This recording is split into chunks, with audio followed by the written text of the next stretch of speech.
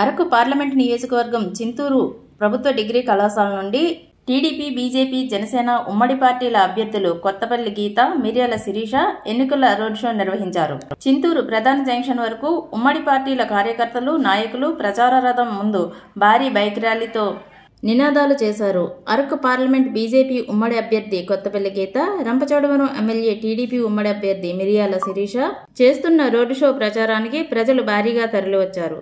ప్రచారంలో రోడ్డు పొడవునా ప్రజలంతా అభ్యర్థులకు మద్దతు తెలిపారు. ప్రచారంలో మహిళలు, ప్రజలు ఎంపీ, ఎమ్మెల్యేలకు ఘన స్వాగతం పలికారు.